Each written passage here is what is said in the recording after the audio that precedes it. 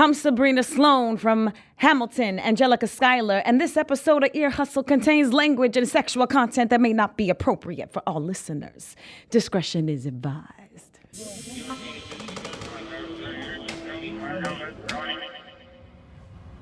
So here's the $1,000,000 question, man. Are you still a virgin? You're killing me. Why did she turn away? I thought this business was going to be taken care of before I showed up. Yes, I'm still a virgin. Sadly to admit. How many days have you been out? Probably close to 70. Okay, so what?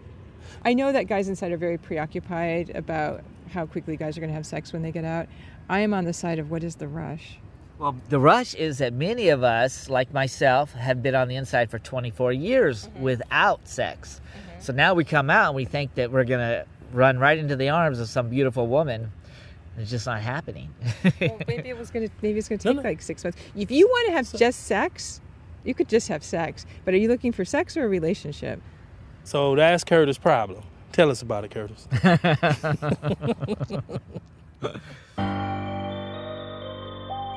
You're now tuned in to San Quentin's Ear Hustle from PRX's Radiotopia. I'm Nigel Poor. I've been working with the guys at San Quentin State Prison in California for about 8 years. And I'm Earlonne Woods, a podcaster and former resident of San Quentin. And together, we're going to take you inside and back outside post-incarceration. Our co-host New York is working on news stories inside San Quentin. So on this episode, Earlonne and I are staying mostly outside and talking about dating and romance after prison. What's it like to get back into the game after decades behind bars? Whew, you know a thing or two about that. I sure do.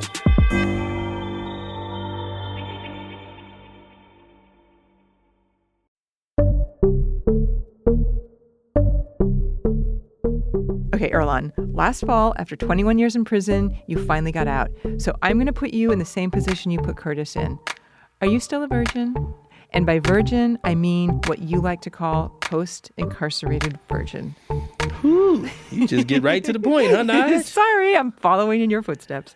Nope, I'm not. Interesting. You know, because when I got out, first night we went to the movies. Mm-hmm. Next night we was on a plane to L.A. to sneak up on my family. Okay. And I could say we held out as long as words would allow. But eventually, you know, bada bing, bada bang, whoop whoop. Fireworks? All that. Well, E, you're saying we, not I. And so I think it's time to let the cat out of the bag. You've got a girlfriend. I do have a girlfriend. Mm-hmm. We met about a year before I got out. Yep. We started writing each other profound letters, and one thing led to another. And man, you really hit the trifecta when you got out because you had a job, a place to live, and an awesome girlfriend. And I have 21 years of suspended animation behind me. You know, you're just sitting there, your life is on hold, you're imagining what it might be like if and when you get out. Yep. And now I'm living out what I imagined. It's so great. And you know how happy I am for you. Yep. But you know what? You had realistic expectations, I think. And that's not always the case with guys inside. Some guys have been incarcerated since they were teenagers. Mm-hmm. So they've basically grown up in prison. They don't have any actual experience with romance and dating. So they have to look to some other source for inspiration. While I was inside, I had an idea of what romance is. I had a lot of time to watch TV and a lot of movies, and that influenced my definition of what romance is. This is a Newton Pangtong, a.k.a. Choi. He went to prison when he was 15, and he got out of San Quentin a few months before I did, in April 2018. He's 39 years old now. Choi was on Ear Hustle last year, and when he got out, you got him on the phone from San Quentin, Earlonne, to ask him about his first date post-incarceration. And here's a bit of that call. So we walked. We actually walked, and I walked her to the BART station, gave her a hug, and she went her way, and I went my way. A hug, no kiss? Dude, after I told her what I did, bro, that already, cut the night short. Well, we are happy to report that Choi now has a girlfriend. But, Earlonne, it really has not been smooth sailing. Because do you remember when we first talked to him about it? He was just about in tears because he was so in love.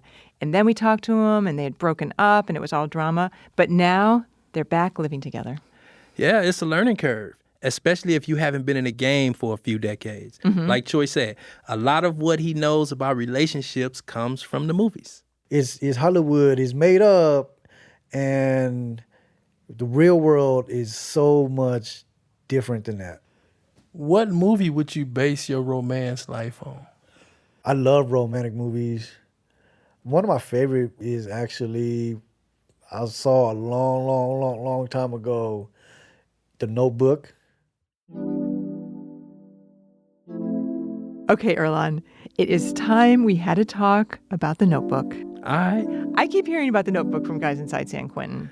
Well, a lot of people in San Quentin seen it because a couple of years ago on the closed circuit TV channel, they showed the movie The Notebook for like about a week. And you told me you actually dropped a few tears when you saw it. Wait.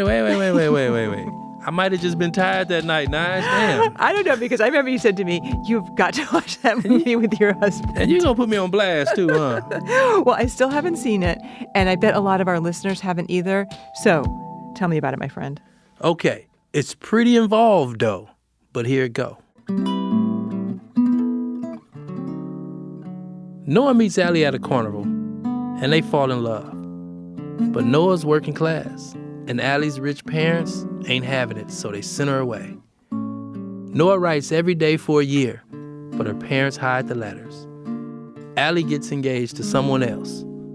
But one day, she pays Noah a fateful visit. He still loves her, and she still loves him. They marry, and they live happily into old age, until Allie's Alzheimer's kicks in. But she's written their story down in the notebook, and Noah reads it to her as her memory fades.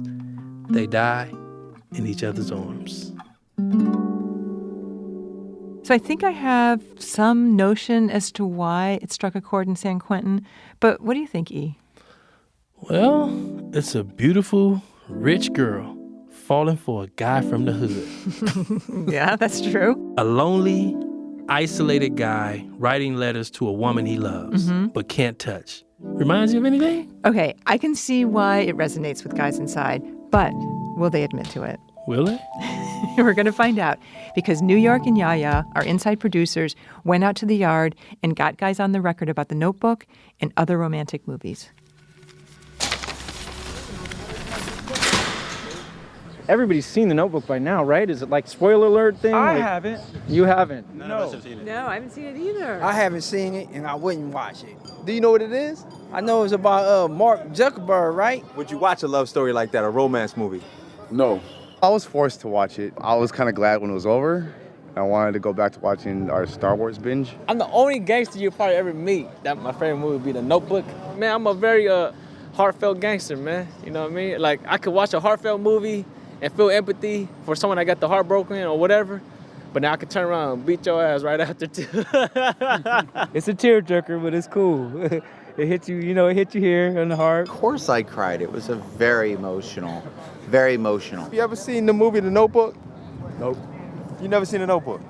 Black people surely is quick to just say, oh, nope. I never saw The Notebook is? I'm in love right now. I've been with my girlfriend, fiance for 6.5 years throughout my whole incarceration experience. Being incarcerated, I could see being on the gentleman's end, seeking approval from my fiance's family when I get out. If she had Alzheimer's, would you sit by her bed like old boy in The Notebook? Yes, I would, as long as she's breathing. Look, she's sticking with me through the hardest time, man, being in a prison relationship. You know what I mean? So if she can go through all the visiting process, the clearance process, the CO searching you, whatever, just to come see me, then I could do anything for her. You know what I mean? It sounds like you live in your own notebook right now. Yeah, exactly, man. It's our notebook, man. I love it. All right, no problem. Did you ever see the movie Pretty Woman? Believe it or not, I have not seen that. Julia Roberts, at the end, she says this line that is like my calling card. This is Curtis Roberts. We heard from him at the top of the podcast. Richard Gere says, hey, look, I'll set you up with an apartment, allowance, and once a month I'll fly into town and we'll just do our thing. And Julia Roberts says, no, I want the fairy tale. The fairy tale is I want the whole ball of wax. I want the wedding. I want the wife. So that's my problem, because I want the fairy tale. Listeners might remember Curtis from an earlier Ear Hustle episode called Left Behind. At the time, he was serving a 50-year-to-life sentence under California's 3-strike law. He'd been addicted to drugs, and his last strike was for stealing $40 from a cash register. So Curtis spent 24 years in prison, and when his sentence was commuted in 2018, he moved out of San Quentin and into transitional housing in San Francisco. And like a prince in a fairy tale, he was looking everywhere for his princess. We were getting a delivery at the house. A lot of the local businesses deliver food to the house. They just donate it. And it was really cool. And this guy and this girl were delivering these boxes. So I went outside the house and I was helping bringing in the boxes. And so the girl jumped off the back of the truck just to give me a hug for helping them. And man, I talked about that hug for 3 days. Because she didn't hug nobody else, but she hugged me. And I thought it meant something, but I guess it was just a hug. Oof, Earlonne. Truly, sometimes a hug is just a hug. Yeah, but remember, Curtis spent decades in prison where there's no hugging of women going on. But wait, even in the visiting room? Well, that's different. Yeah, you can hug at the beginning of your visit and at the end of your visit. But if you get caught hugging in between, your visit can be terminated. Oof. So prison is probably not the best place to learn about the intricacies of interacting with the opposite sex. I don't know, Nige. I mean, you got your memories, you got movies, you got TVs, books. Well, you're talking about manufactured things there. And you got your fantasies. That's all you need. And even though Curtis didn't have any dates set up yet, he did have fantasies about them. What do you envision your first date being like? Let's see. I envision it. We get to take off and run somewhere straight into the chapel and get married. God damn, Curtis! You asked. That man is in a hurry. He sure was. He went straight to the internet. I don't even think internet dating was around when Curtis first went to prison. Oh, it wasn't. The internet itself was barely around. So for Curtis, that whole online world was new and super exciting. But for a guy that just got out of prison, there are pitfalls online. And here's one of them. Soon as they find out that I've been in prison, because I always like to tell them. Don't. Let that be later, man. Don't. I tried that I met a woman on a dating site. So she's like, well, let's just go have a cup of coffee. And I texted her back and I said, well, it's just not that easy. And she says, well, what's your problem? What are you hiding? What do you mean it's not that easy? Well, I have to get prior approval. Governor's got to sign off on it. The whole 9 yards. The governor. He was exaggerating. I guess so. But he does live in a transitional house, and he can't just come and go as he pleases. I just can't walk out of the house and go have a cup of coffee with a date. She said I was hiding that I'm a convict or ex-convict. And she called me a liar, a manipulator, a con. She said because I wasn't up front. Okay, Earlonne, so when is the right time to tell someone you've been in prison? Well, in my case, it wasn't a problem because I met my girlfriend when I was still incarcerated, so she knew. That's right. But on a recent visit to my parole office, I put that very question to some of my fellow parolees.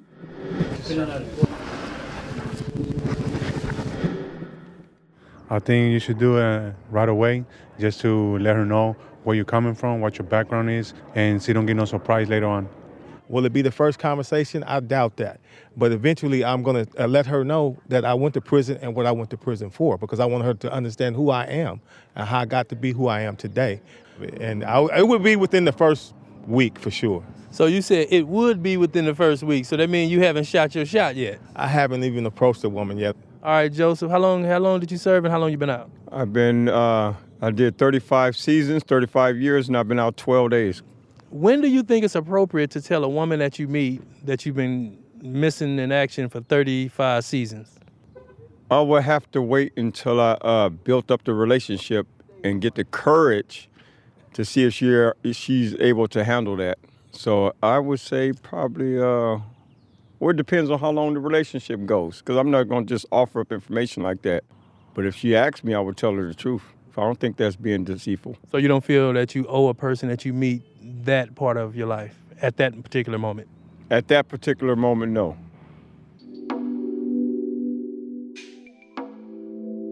Okay, so some difference of opinions on that one. Although, if you've been in prison for 35 years, that's a huge chunk of your life you're not talking about. It's got to be awkward on a date. Right. But first things first, you got to get on a date. A few weeks after he got out of San Quentin, Curtis got on Facebook. He thought that might be a good place to find someone, so he wrote this post. Curtis Roberts, in city, enjoying life and freedom. Seeking female connection. Come, let's play. Come, let's play. I already lost 29 years, a family, a child. No more, I choose to live. And so I saw that, and I had to put the brakes on him quickly, because I feel like it's my responsibility. Erica Solano is a Facebook friend of Curtis's. They've actually never met in person, but hers was the first of many negative responses to his post. So I wrote him, and this is what I say to all the guys. Facebook is for friends to stay in touch and to network with like-minded people, not a dating site. You need to delete this post and create an account with Match.com or Tinder or any of the other dozens of legitimate sites that are for people looking for intimate or romantic connection. I will block you if you try to see if I'm interested in you. I was very surprised. I was shocked, matter of fact. I could not believe people were responding like that. Of course, I was very confused. I was like, I don't even know what Facebook's for. I will continue to be your Facebook friend if you want to communicate with someone who spent 2 decades incarcerated and has navigated to achieving almost all of my free world goals. Erica is a formerly incarcerated person herself. She now lives in Sacramento, drives a truck for a living. And Earlonne, would you agree she is someone who doesn't take shit from anybody? She did 20 years. Hell no. She is no pushover. And she also makes it her business to tutor guys like Curtis on what dating is like in 2019. Erica actually has become like a big sister to me. She has been great. So she schools me and she teaches me now. He was craving insight and information. And so I picked up on that, and I was like, look, I see you're a good guy. I'm gonna just break this down for you. What did Curtis get wrong here? Was it the language that he used? Was it tagging you and a bunch of other women in the post? Yeah, that was inappropriate right from the get-go. You know, you don't do that. It's obvious he does not know the social appropriate standards of either social media or the world today. Yeah. He just jumped into 3 decades in the future and is trying to communicate to people that he could compete. Erica has been out of prison for about 5 years now. She was 20 when she went in, and when she got out, she had to figure out all kind of shit. I didn't know how to do stuff. I just didn't know about a lot of things. And I would just break down everywhere. And sometimes I would just want to tell people, I've been in prison. I've been gone.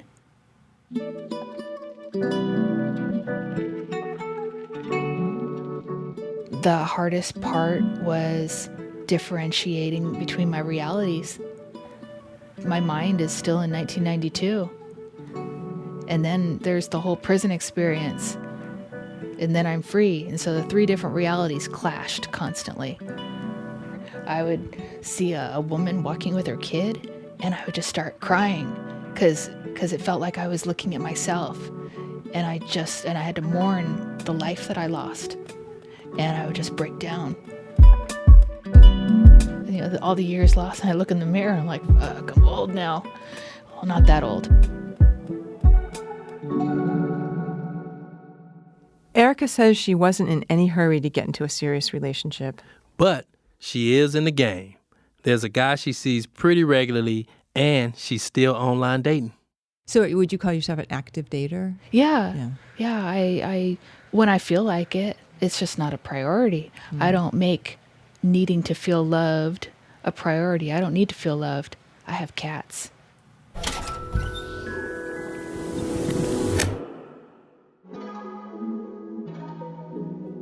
We'll be back with more post-incarceration stories about dating and romance and a major update on Curtis after the break.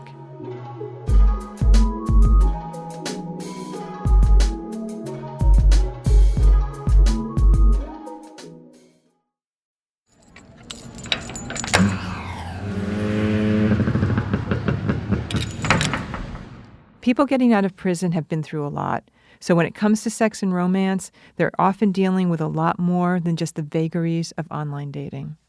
You can't go through prison and not come out with some form of trauma that's impacted your soul and your body on a cellular level.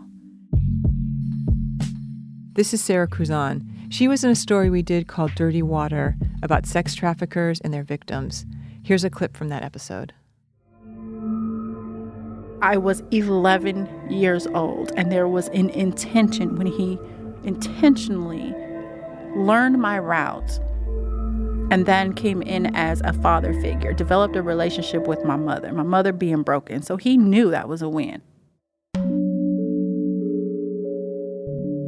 Sarah killed her trafficker when she was 16 years old and spent 2 decades in prison. Shortly after she got out on parole, she got married.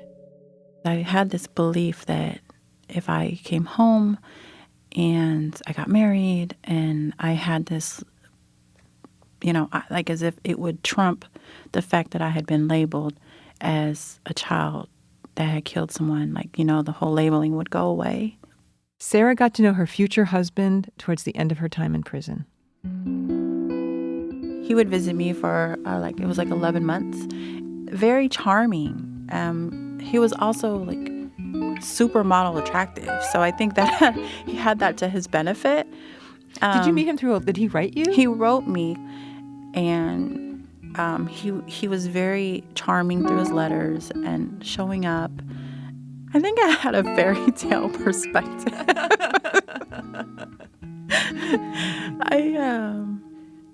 Because I got out October, I was married by February, and then separated and processing a divorce within 4 months. So, all of that in 4 months? Mm-hmm, pretty much, yeah. The marriage ended when Sarah was already pregnant with their daughter, Summer. He was actually addicted to porn. And then the times when I caught him, and then the objectifying, I really did my best to honor our marriage, but it was based on falsehoods all the way around. And I remember we went to go check the sex of Summer, and we were told it was a girl. We were having a girl. I was like, oh my gosh, this is so beautiful. And the look on his face sealed the deal for me. He was upset that we were having a girl. What was the look on his face? Like disgust? Yeah, but I was like, I'm going to protect her and not allow this objectifying individual be in our home. And so I left.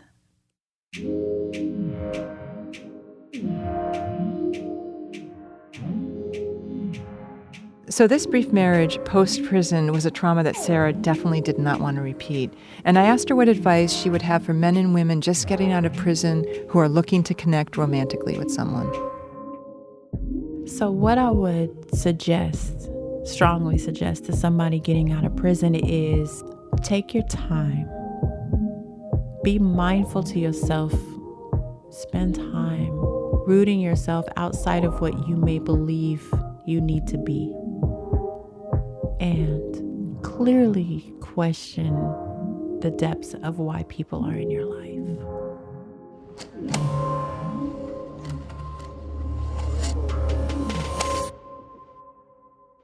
Her name is Laura, and she is amazing.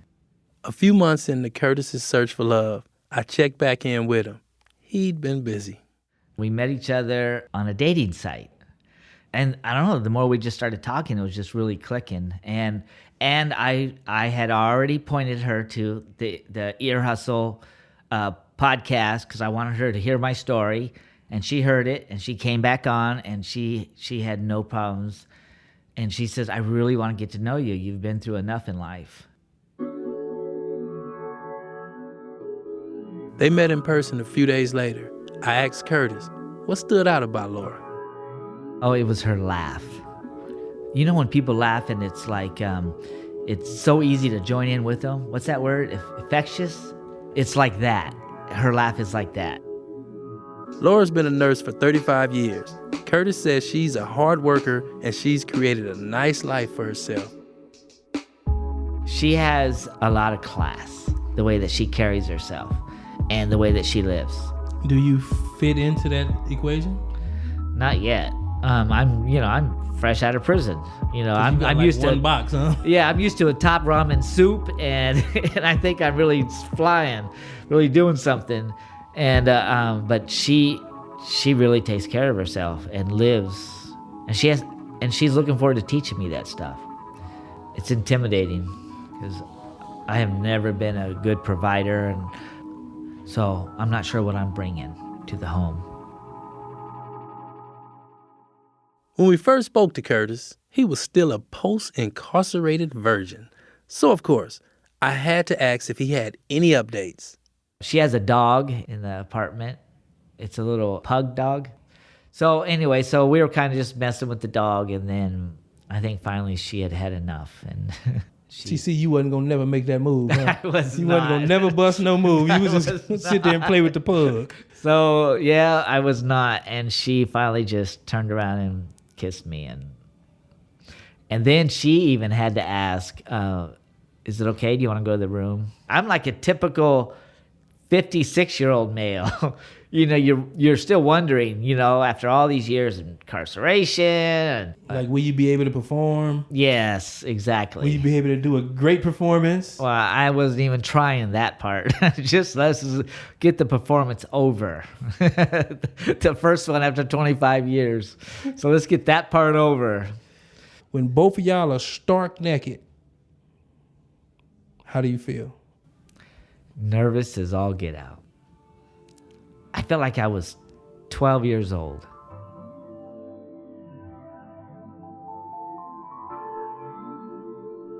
About this time on Facebook, Curtis changed his relationship status to married. Can you explain what the hell was up with that? Well, I think that was a bit premature. Again, Curtis is not that familiar with Facebook. I think he meant to change it to engaged. Okay. Because, in fact, earlier that day, Laura and Curtis decided to commit themselves to a life sentence together. And they made this commitment to a life sentence just 2 weeks after they met. Do you think that it's going too fast, or do you think it's going as planned? Well, since I've waited 25 years, I don't think it's going too fast. Neither of us think it's going too fast. It's easy to stand on the outside and judge it one way or the other. It just is what it is right now. And this is our choice. And Curtis also said that being in a relationship represented something he'd been missing. To me, that represents security. Something I haven't had for a long, long, long time, if at all, ever. So just coming out of all the years in prison, nothing is secure there. Nothing. You own nothing, you are nothing, and we'll do with you what we want. So now I'm looking for security. After answering all my questions, Curtis actually had a question for me. And the reason why I'm going to ask you this question is because I really looked up to you in prison. I did. I looked up to you, and you were like, even though you were hard on me, you were like a big brother. So I wanted to ask you to be my best man at the wedding.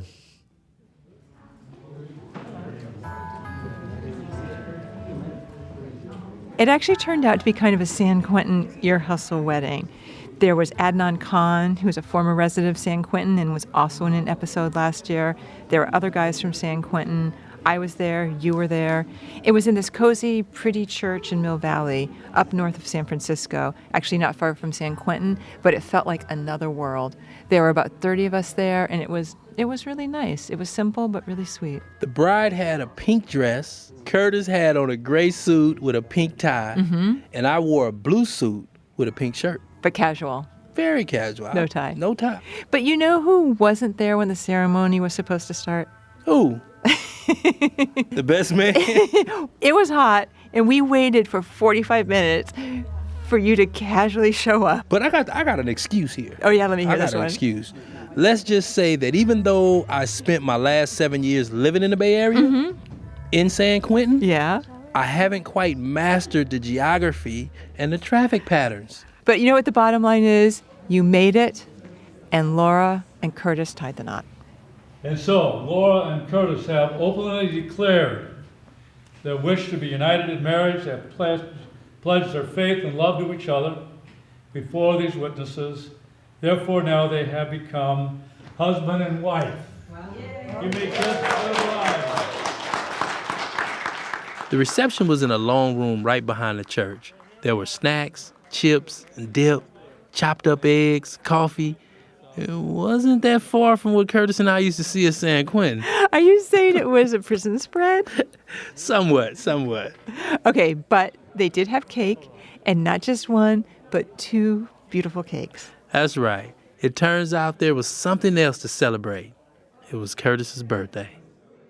Curtis is 33 years old. 33. 57. 57. He's a 57 Chevy. Happy birthday, dear Curtis. Happy birthday to you.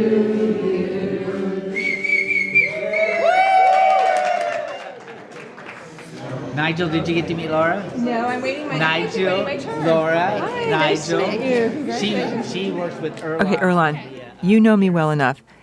You know I could not help myself, and I had to ask her some questions. Oh, I knew you was going in. So can I ask, what do you love about him? How did you know? 2 weeks. This is the guy for me. His heart. We had a lot of very quiet, very intimate conversations about things that no one else knows but Curtis, and you can tell Curtis's heart immediately. See, Nige? Just like the Notebook. Oh my God, you are so corny. Are you going to say this was love at first sight? This was love at first sight. They found each other when they were both at crossroads in their lives. You have the mushiest heart. It's very sweet. That's what prison do to you. Okay, well, I totally hear what you're saying. I can hear their love in that clip. What can I say? I got to be honest. I had some concerns. I care about Curtis, and I want him to be happy. And I have to say, I'm not the only one who had some quandaries about the union. Quandaries, huh? Yes. This is Val, Laura's maid of honor. I just wanted her to be careful. And I told her, don't go too fast, take things slow. And Slow, that was fast. yeah, that was fast. My husband. So while I was talking to Val, her husband, Frank, had been hanging out nearby, sort of ear hustling, and it really felt like he didn't want to speak to us. But of course, I was really curious to know what he thought of this. So you probably missed it, but while I was talking to Val, Frank chimed in and said, that wasn't slow, that was fast. It turns out Frank had a backstory that I can relate to. You got to remember, I'm an ex-con. I had 10 years in Illinois, but I've been out 20 years before I met her. So Frank was out of prison for 20 years before he met the right woman, and they've been married for 11 years now. They are both a little bit skeptical about Curtis and Laura's rush to get married. Very skeptical. I think that they really do care for each other. In the amount of time it could be love, because we loved each other right away. But I wish they would have spent a little bit more time, especially he just got out of the halfway house. He ain't been out long enough to 4 or 5 know years ago. he wants to be committed to a marriage. So I just want to clarify what you're saying. You're skeptical of the time that he's been out, not the fact that he's an I don't ex-convict. think he's ready for it. I don't think he's ready for that big commitment.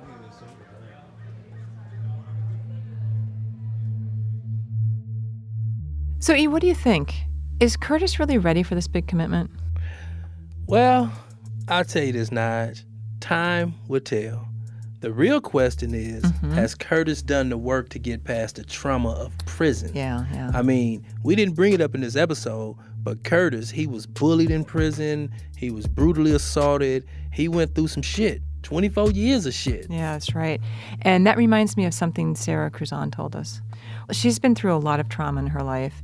And like we said, she was trafficked when she was a child, and she killed her trafficker when she was 16.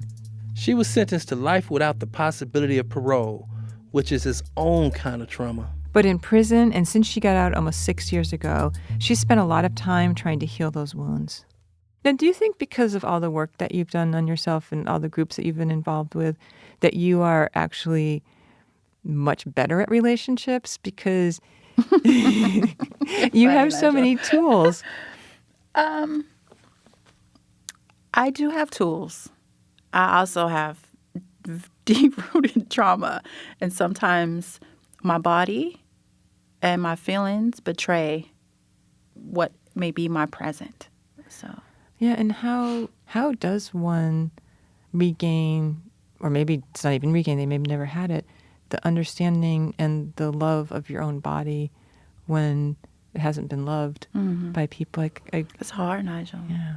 I don't think that there's a class, or it takes, I don't know if one day it's all going to be gone. I hope so. I think about how many times my body has been assaulted and abused. You got hundreds. And then being in a space where you want to be intimate and really present is huge, because my body wants to just sometimes it's float away. But breathing. When I notice my body, when I start holding my breath and I'm breathing shallow, that means I'm preparing for harm somehow. So I have to be mindful, to breathe through some of the things, or just say, you know what, I can't do this right now. Yeah. And when you have a partner that loves you and that's your friend, it's good because you just take a time out. Yeah. But I also think for people who come with different types of trauma, it's great when the partner also really wants to be informed of what that trauma could look like. And Sarah does have a partner now.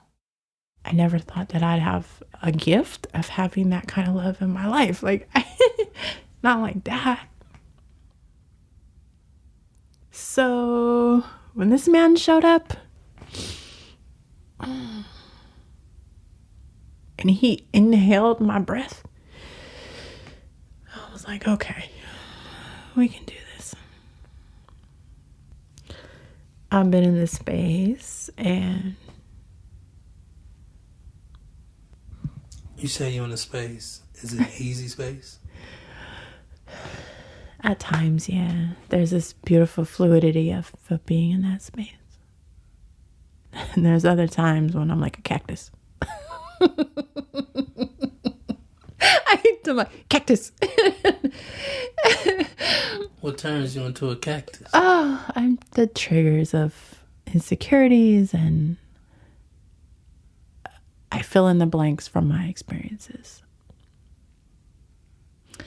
And I wish that brothers or just any man could take his class on how to treat the person that you love. Mm-hmm.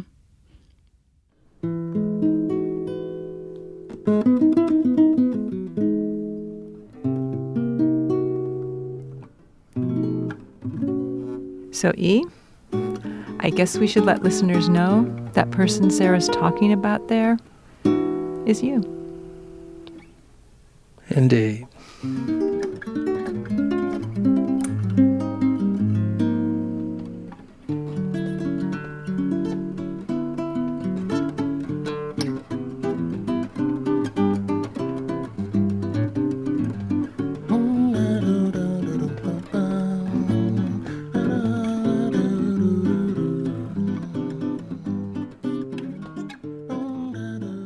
Thanks to Troy, Curtis, Erica, Laura, Val, Frank, and Sarah for taking the time to kick it with us. Also, Rasan New York Thomas, John Yaya Johnson, and all the men we spoke with on the yard and at the parole office. Ear Hustle is produced by me, Earlonne Woods, Nigel Poor, John Yaya Johnson, Rasan New York Thomas, and Pat Mesiti-Miller, who also comes in to work with our sound design team. This episode was scored with music by Antoine Williams, David Jassy, Lee Jaspar, and Earlonne. Get in here. There are too many names for me. Rashid Zinneman, E. Phil Phillips, John Yaya Johnson, and D. Dixon. Bruce Wallace produces our Outside Stories with Earlonne.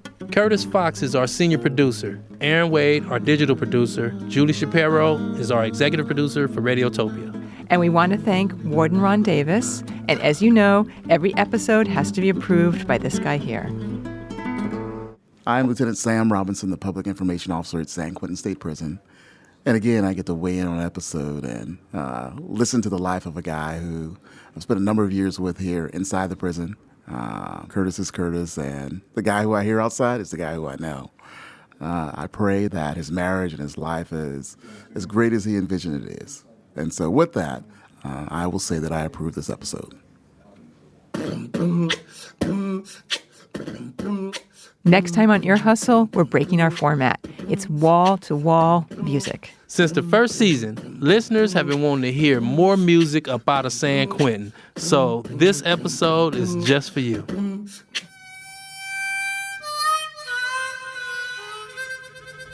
I was blinded by the light, I was drawn out by the cries. He said, give me your life and I'll give it back.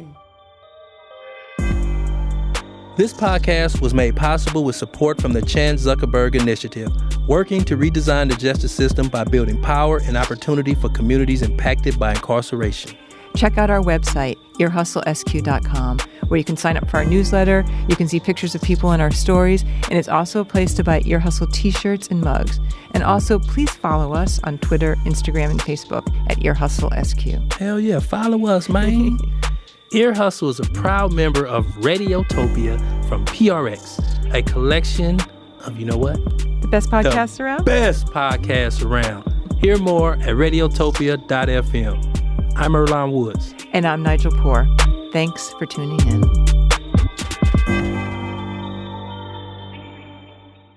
I know you just acting hard because the record on. We know you saw the Notebook. I knew it. I never seen the Notebook. Come on, man. I know you seen it, man. I have never seen a Notebook. I saw the Notebook, and I'm way tougher than you. Radiotopia.